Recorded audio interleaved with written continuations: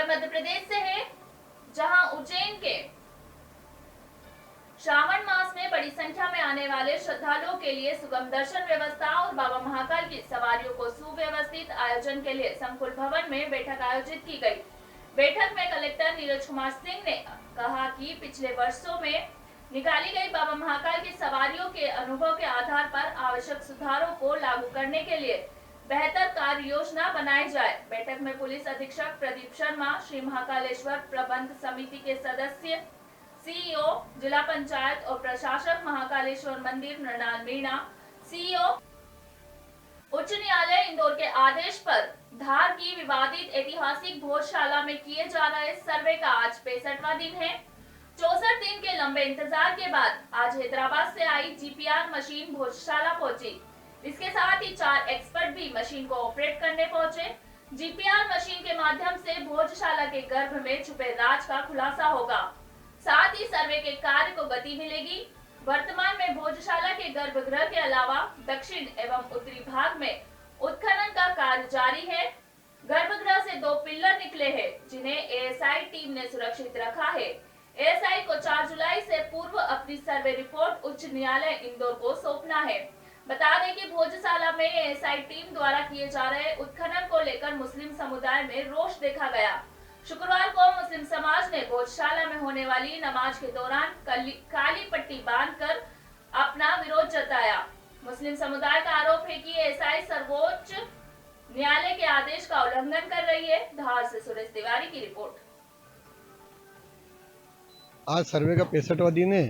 पिछली 22 अप्रैल से सर्वे प्रारंभ हुआ था और कल दिन भर जो कार्य चला है वो गर्भगृह में, उत्तरी भाग में और दक्षिण भाग में। गर्भगृह में पत्थर का एक जो खंभों का एक अवशेष प्राप्त हुआ था और उत्तरी भाग में से 2 भाग प्राप्त हुए जो सर्वे टीम ने अपने संरक्षण में रखे हैं। आज चूंकि आप लोगों के माध्यम से पता पड़ा कि यह मशीन अंदर गई है तो निश्चित ही सच सामने आएगा। जो अभी भी साक्ष्य जो गर्भ में छिपे हुए इस मशीन के द्वारा पता पड़ेंगे और साक्ष्य सामने आएंगे जो सत्य को साबित करेंगे। शहर में, मुल्क में शांति और सद्भाव के लिए दुआएं की गई और आज मुस्लिम समाज ने काली पट्टी बांधकर यहाँ पर विरोध जताया। वो विरोध इसलिए है, ये विरोध किसी धर्म, किसी संप्रदाय के खिलाफ नहीं और ना किसी से द्वेष, हिंसा और घृणा करता है मुस्लिम समाज। सिर्फ इतनी मांग थी कि हाई कोर्ट ने आदेश दिया सर्वे का और मुस्लिम कम्युनिटी के लोग इसको लेकर सुप्रीम कोर्ट गए। माननीय सुप्रीम कोर्ट उच्चतम न्यायालय ने ये आदेश दिया कि यहाँ पर फिजिकल एक्सकवेशन नहीं होना चाहिए, लेकिन आप मीडिया के ज़रिए, हमारे रिस्पोंडेंट नंबर 8 के ज़रिए और हमने खुद ने भी देखा कि यहाँ पर दक्षिणी साइड में फिजिकल एक्सकवेशन किया। आसपास जो मस्जिद है उसके आसपास की नींवों को 15-15, 17-17 फीट खोद दिया गया, जिससे इमारत को भारी क्षति पहुँचने की संभावना है। इसको लेकर हमने काली पट्टी बांधकर समाज के लोगों ने इसका विरोध जताया है और ये विरोध सिर्फ हमारा सांकेतिक विरोध है। हम ये मांग करते हैं कि सुप्रीम कोर्ट का जो आदेश आया है, सुप्रीम कोर्ट ने जो गाइडलाइन दी है, जो आर्कियोलॉजिकल डिपार्टमेंट की टीम आई है, और सुप्रीम कोर्ट के गाइडलाइन के हिसाब से सर्वे कार्य करे और सुप्रीम कोर्ट के गाइडलाइन का सख्त पालन करें। आज चूँकि कल मशीनें आ गई थी और आज मशीनों द्वारा काम किया जाएगा जीपीआरएस, और टीम चूँकि कल शुक्रवार होने की वजह से 12 बजे तक उन्होंने सर्वे किया, इस वजह से मशीनों द्वारा काम नहीं कर पाए और आज हो सकता है कि मशीनों द्वारा वो उनका जो ट्रेसिंग का कार्य है वो जारी करें। और बाकी जो फोटोग्राफी, वीडियोग्राफी चल रहा है और उत्तर की तरफ और दक्षिण की तरफ जो खुदाई चल रही है वो चली रही है और लेवलिंग के नाम पर, और अंदर की तरफ भी ब्रशिंग की है उन लोगों ने। अंदर की खुदाई पिछले 2 रोज से बंद है। बाकी जहाँ उनको लग रहा है उचित वो उस दायरे में जाकर अपना सर्वे कार्य कर रहे हैं। मध्य प्रदेश के बुरहानपुर जिले के धूलकोट क्षेत्र में दिन प्रतिदिन जल संकट गहराता जा रहा है। कई महिलाएं तपती धूप में ऊंची चढ़ाई चढ़कर पानी ला रही है, तो कहीं आदिवासी क्षेत्रों में पुरुष बैलगाड़ियों से 2-2 किलोमीटर दूर से पानी लाने को मजबूर है। क्षेत्र की ग्राम पंचायतों में अब धीरे धीरे जल संकट गहराने लगा है और आने वाले दिनों में भीषण जल संकट की स्थिति बन सकती है। ऐसे कुछ मामले ग्राम पंचायत जलांतरा और ग्राम पंचायत बोरी बुजुर्ग के चिखलिया गांव से सामने आए हैं। महिलाओं का कहना है कि पानी की समस्या की ओर ग्राम पंचायत कोई ध्यान नहीं दे रही है तपती धूप में पानी लाना पड़ रहा है। सिर पर पानी से भरे बर्तन रखकर पानी लाने से हमारी कमर और घुटने दर्द करने लगे हैं। साथ ही लू लगने से हम ग्रामीण महिलाएं बीमार हो रही है। दुखाते क्यों? चिढ़ाता नहीं सर हमारे से। हम रोटी भी खा के आते, वो भी हमारी रोटी भी जिरा जाती है। क्या करें सर? ये घाट का पानी है, धूप में भी भरते, धूप में भी वैसे ही हो जाते सब। कब से भर रहे हैं हम पानी?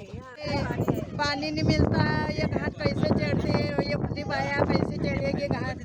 और धकलते धकलते आना, एक दो खेप ले जाना पानी, उससे क्या होता है?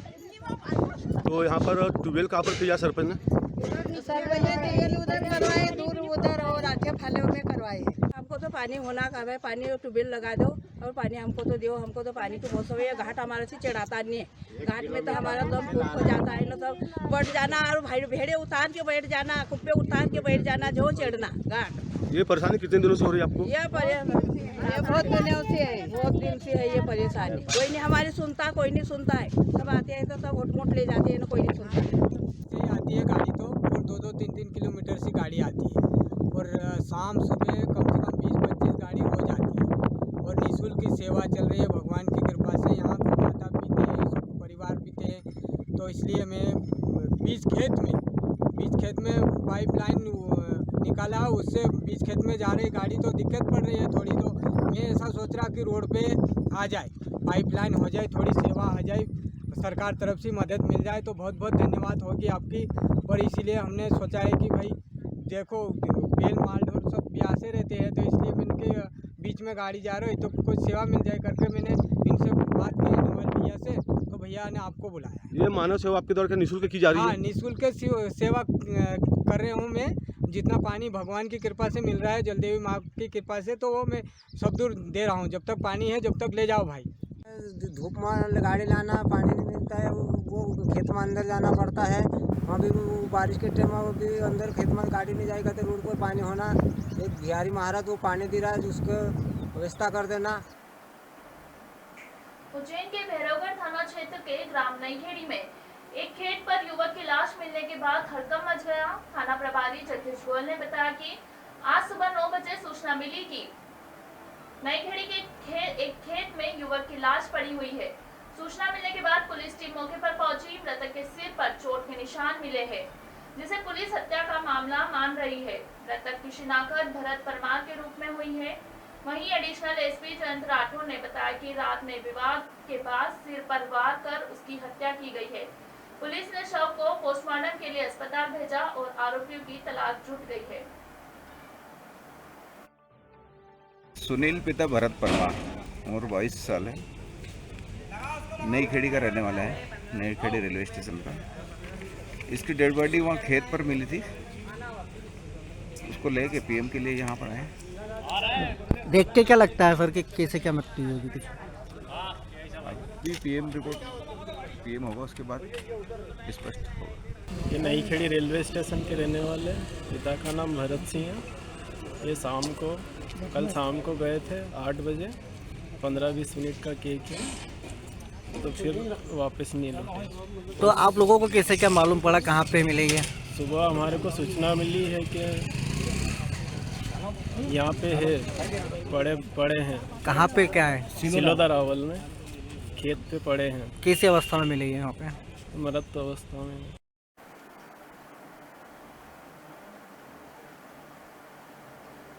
बढ़ते अगली खबर की ओर। विश्व संवाद केंद्र मालवा द्वारा नारद जयंती का आयोजन किया गया। देव ऋषि नारद के चित्र पर माल्यार्पण एवं दीप प्रज्वलित कर कार्यक्रम का शुभारंभ किया गया। वहीं मुख्य वक्ता डॉक्टर अनुराधा शर्मा ने कहा कि वर्तमान में पत्रकारिता पर भ्रष्ट हो चुकी है।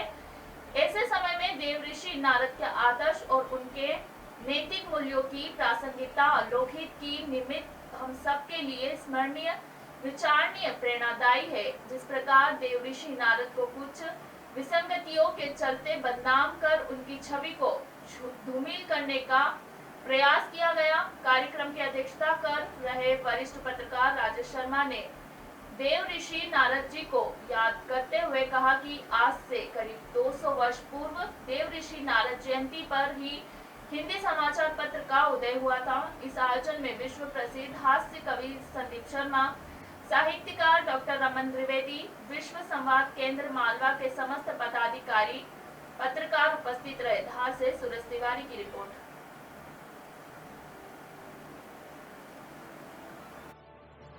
आयोजन किया गया देवर्षि नारद की जयंती मनाई गई और ये प्रेस के लिए तो बहुत अनिवार्य भी है, क्योंकि हमें अपने आदि पुरुष आदि पत्रकार के बारे में जानना समझना होगा, तभी हम उनके आदर्शों पर, उनके चरण कमलों पर जो हमने अपने दिमाग में रखा हुआ है कि हमें पत्रकारिता करनी है, किस तरह हम चलेंगे।